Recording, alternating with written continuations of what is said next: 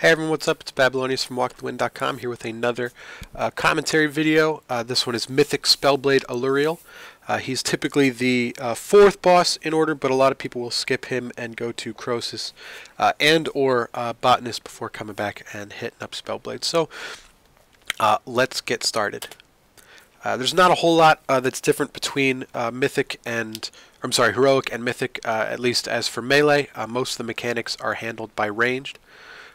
But I will try to get through with them. So as you can see, I start with as much hit combo as I can and get in there. You start with typical normal opener. You can, some people will save your first stack of Storm, Earth, and Fire during this phase. And as you can see, I hopped in front of the boss with Touch of Karma to eat up some of that Touch of Karma damage. I believe that may get me killed at some point during this fight. Potentially twice, so you're going to want to be very careful with that, especially on Mythic.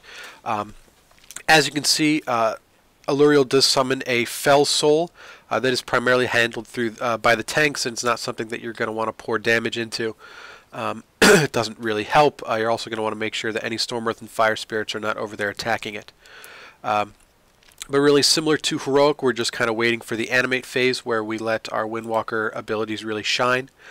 So as you'll see coming up here, I should hold my Fists of Fury cooldown for when the adds come out. I'm using Blackout Kick and Rising Sun Kick to stack up a little bit extra, as well as have Energizing Elixir up, so I pop Storm, Earth, and Fire. And just go crazy with some Fist of Fury cleave, Whirling Dragon Punch, and then use the rest of the chi I can to spam Spinning Crane Kick to get as much damage on the adds as possible. You can also use Storm, Earth, and Fire, and depending on the damage that your raid does, as you'll see, the adds are up just a smidge at the end so that I can get a little bit more cleave with Fist of Fury. So if your raid is a little bit slower, you'll be able to get more of the Fist of Fury damage onto the boss, or if your raid is faster, then you may not be able to get any Fist of Fury damage. So these lines are another good time that you can use Touch of Karma. I didn't in this situation because I know we had more damage coming up. And as you can see, we got a little bit of Mark of the Frost in melee, which you want to try and avoid. These fire adds typically will need to be interrupted once they come out with animate in a couple seconds. You may be assigned, as you can see on the far right, I'm assigned to Skull with one of our DKs, or Demon Hunters, so I will find Skull, I'll roll over there. And you want to try and stop them from casting Pyroblast. Again, you want to try and wait until the very end of their cast. You know, the more time at the end, then the less time they'll spend casting.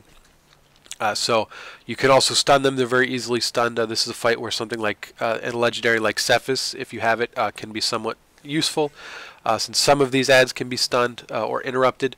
There again, I used Touch of Karma and jumped in front of the boss to take and annihilate. It's very dangerous to do on this fight. Again, I'll reiterate, so you're going to want to be careful. So we're getting close to the Arcane phase. We are all stacking up on the tank to try and split up the Fell Soul's cleave damage. So that's why we're all stacked up in front of the boss. This is a time where you may get parried. I think the boss can be parried, or can parry you since you are attacking in front. You're going to want to group up for these Arcane Orbs detonate so that you group up the Arcane adds as much as possible. This is a time where you're going to want to have as much chi and energy as possible because there are just a ton of targets for this animate. So you're going to want to be careful with your cooldowns here. As you can see, animated. I try to get an extra stack, and all of these adds just get cleaved down very quickly. Everyone is AoEing, trying blowing them up. So depending on how closely stacked they are, is how what you're going to choose in terms of your damage. In general, they should be just a little bit spread out. But if they are stacked closer, then you can use Fist of Fury, or if there's a big stack, chunk of them stacked. If not, you may have to resort to just using Spinning Crane Kick. But after this, the fight just repeats. You start again with the Frost phase. This is where something like saving your Storm, Earth, and Fire will start to, the first Storm, Earth, and Fire will start to pay off. Because as you'll see, I have 20 seconds left on my Storm, Earth, and Fire. The adds will come up in 30 seconds.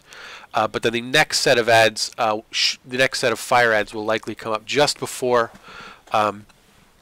my Storm, Earth, and Fire is available again. So that's something that you're going to want to really consider. You know, as you can see, I got myself killed because I used Touch of Karma to soak, and then once my Touch of Karma was down, the Fell Soul happened to come by and knock me back, which promptly killed me. I got a little bit overzealous with Fist of Fury there, and the other ads were farther apart. One thing I have noticed since sometimes helps is that your Storm, Earth, and Fire may jump away. So if you use your Fist of Fury, they may not necessarily be in range. So it can be useful to focus them on one of the ads after they get some stacks of Spinning Crane Kick, of course, so that they are close to all of the ads when you use Fist of Fury to really maximize that cleave. But again, you know, it's somewhat dangerous because of the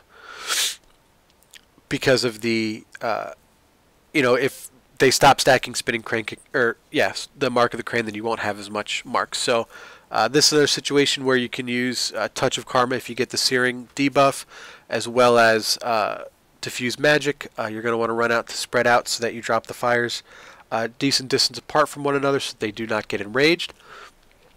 And as you can see, I will not have Storm, Earth, and Fire up for this set of ads, but it's not. They are spread out enough that you're not going to be getting a lot of cleave and AoE. Your Storm, Earth, and Fire ads are going to be kind of spread out and just kind of single targeting all of the other ads. So having your Storm, Earth, and Fire up for this particular phase is not going to be anywhere near as beneficial as having it up for the Arcane phase. So as you'll see, I hold a cast of Storm. I'm holding my Storm, Earth, and Fire until we get closer to the Arcane ads, just to make sure that we finish them off.